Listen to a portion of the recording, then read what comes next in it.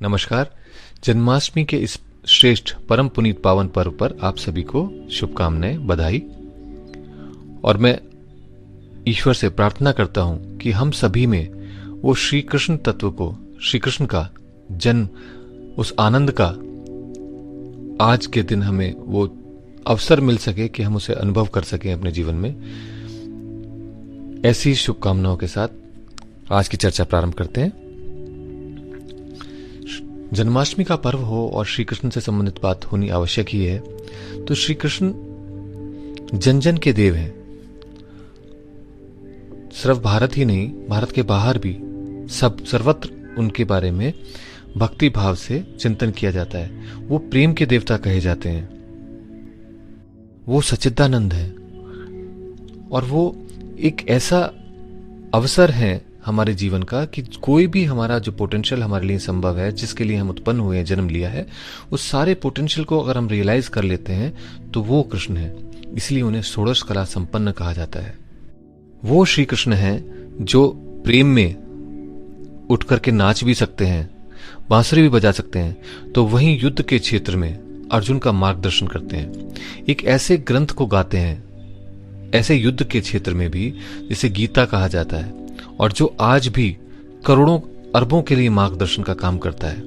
एक ऐसी सभ्यता का काम करता है जो इतने हजारों सालों से जिसको वो बांध करके रख सकी। ये है गीता का महात्म्य। और ऐसे में आप समझ सकते हैं कि श्री कृष्ण हमारी जड़ों में है। और वास्तव में ऐसे अवसर पर जब खगोलीय पिंड उस स्थान पर होंगे जहां वो व्यवस्था पुनः एक बार से अनुभव में आ सकेगी कि जिसके माध्यम से श्री कृष्ण का जन्म हो सके, या होता है या हुआ है, तो क्या यह संभव नहीं कि हमारे अंदर भी, हमारे अंतर ब्रह्मांड में भी आज श्री कृष्ण का जन्म हो। ऐसे में एक बात और समझ लेना बहुत आवश्यक है कि श्री कृष्ण एक अवतार है, और वो अवतार का काम होता है कि वो अपने कर्मों से, अपने हर प्रकार से, ज्ञान से, सोच से, बोलने से, कर्मों से, सभी प्रकार से वो एक डेमोन्स्ट्रेशन देते हैं कि एक साधारण नर को इस प्रकार से अपने जीवन में करना चाहिए जैसा कि उन्होंने करके दिखाया, जिसके माध्यम से वो अपने पूर्ण अस्तित्व को प्राप्त कर सके, उसे अनुभव कर सके, कुनकुने पानी में जीने की बजाय गहरे में उतर सके। तो आज के लिए हमें वही प्रयास करना चाहिए कि हम किसी प्रकार से उस श्री कृष्ण चेतना से, उस श्री कृष्ण आनंद रस से, सच्चिदानंद तत्व से जुड़ सकें, ताकि वो हमारे अंदर अगर प्रस्फुटित होने लगा तो वो अपने आप ही विकास को प्राप्त होगा। और आप कथा को भी देखिए ना, श्री कृष्ण का जन्म हुआ और जन्म होने के बाद में वो उन्हें वहां नहीं उसे रखा जा सकता था, तो वो दूसरी जगह लेकर के गए उनके पिता, और जहां उन्हें छोड़ा वहां उनका विकास हुआ। जब वो विकसित हो गए तो वापस पुनः उस स्थान पर आए जहां पर उनका विकास रुक गया था, या जहां पर उनको आगे नहीं बढ़ने दिया जाता, मारने का डर था, और पुनः उन्होंने अपनी लीला को आगे बढ़ाया। तो श्री कृष्ण सभी द्वैतों के मध्य हैं।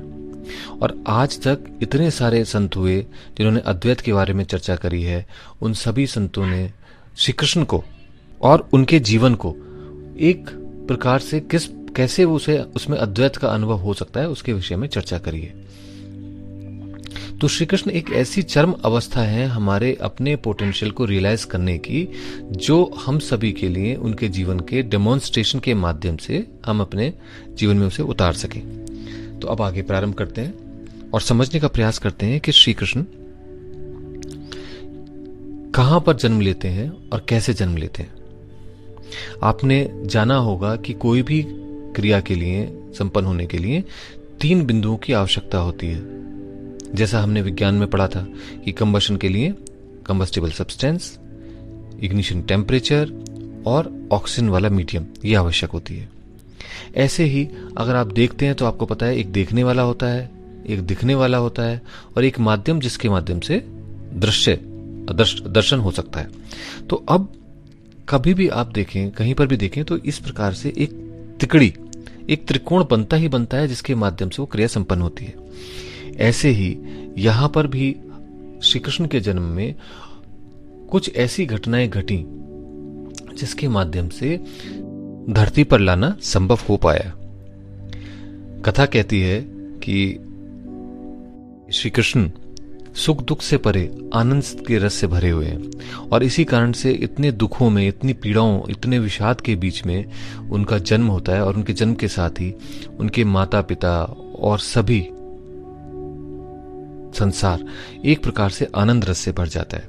दुख वहीं के वहीं है, सुख वहीं के वहीं है, लेकिन सबके सब अपने अंतर में एक आनंद से आह्लादित हो उठते हैं। तो इस आनंद के धारा के अवतरण के लिए वो जो त्रिकोण है, वो जो त्रिक है, जो आवश्यक है, जिसका पूर्ण होना, उस त्रिक को हम सब समझ सकते हैं कि हमारे जीवन के जीने के लिए जो आवश्यक है वही होगा। तो हमारे जीवन जीने के लिए जो आवश्यक है वो सबसे पहले देह है, हमारी शरीर है जो आवश्यक है।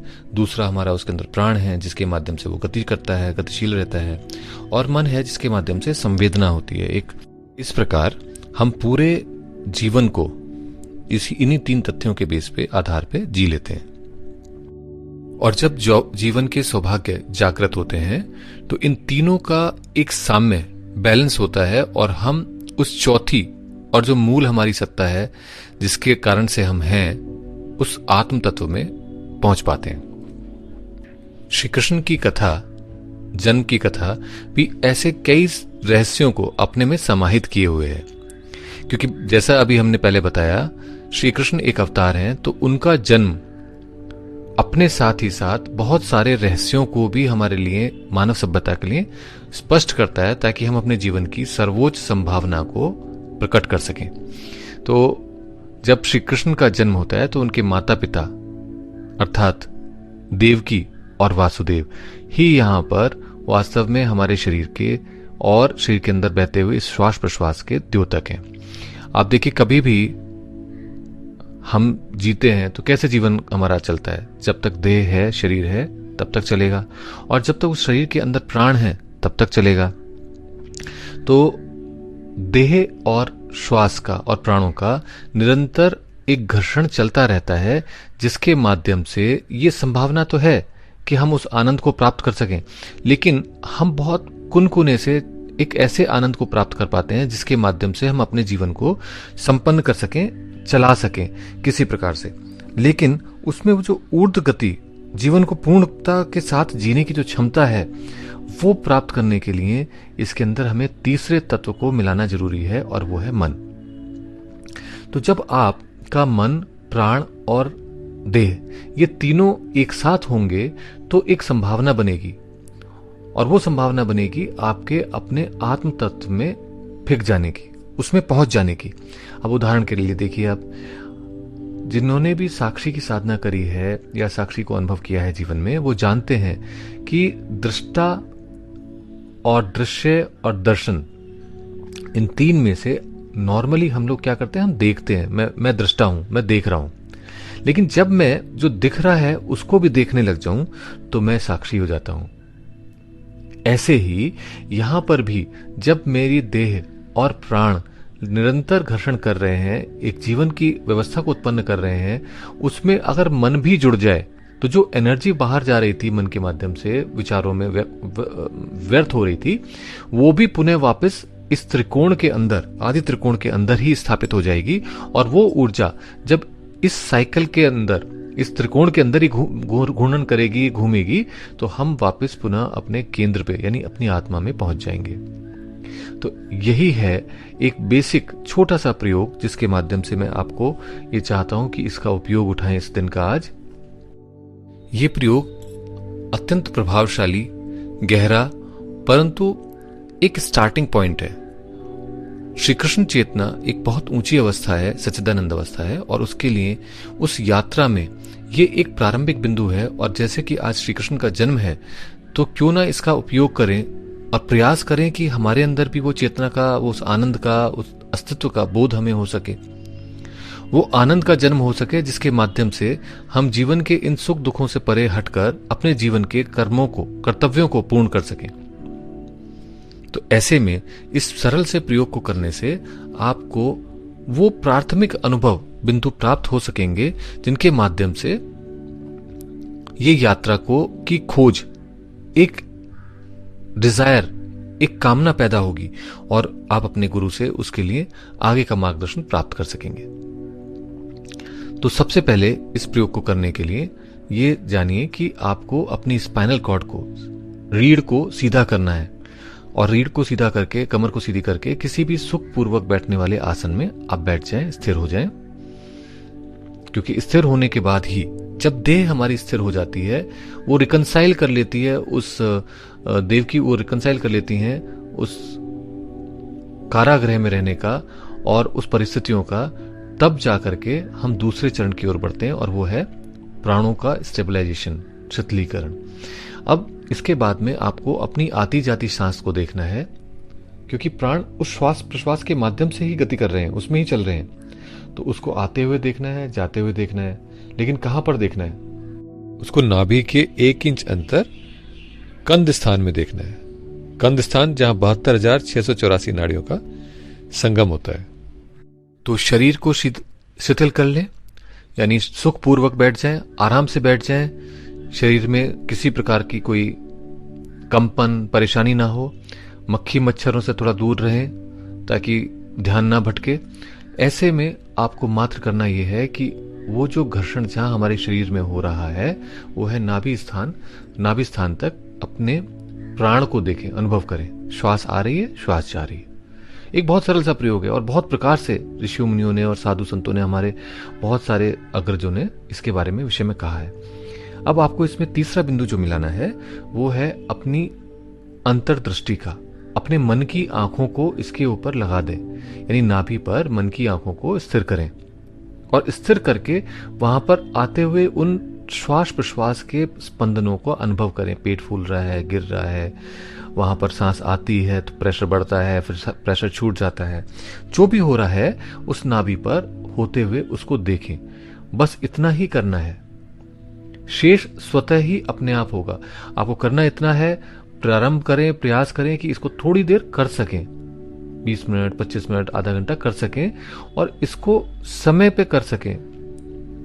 यानी कि जिस समय श्री कृष्ण जन्म होता है उसके थोड़ा पहले अगर आप इसको कर पाते हैं तो कुछ समय में आप देखेंगे, अनुभव करेंगे कि आपके अंदर ऊर्जा बढ़ने लगी है और ये ऊर्जा एक स्तर पे आकर के एक ऐसी अवस्था को बनाती है जहां पर हम उस बाह्य ब्रह्मांड से अंतर ब्रह्मांड को जुड़े रहने पर, एक प्रकार से शांत होने पर, जो ऊर्जा का स्पंदन है वो उस लेवल पे पहुंच जाता है कि हमारे अंदर भी हम उस आनंद रस को, अच्छा सा कुछ अनुभव करने लगते हैं, मजा सा आने लगता है, कुछ लगता है कुछ बढ़िया सा हो गया, कुछ होने लगा। बस यही वो बिंदु है जहां आपके अंदर ट्रांसफॉर्मेशन आनी प्रारंभ हो जाती है।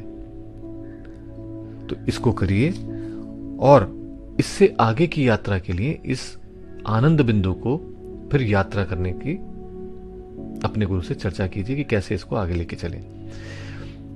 आज के लिए इतना ही।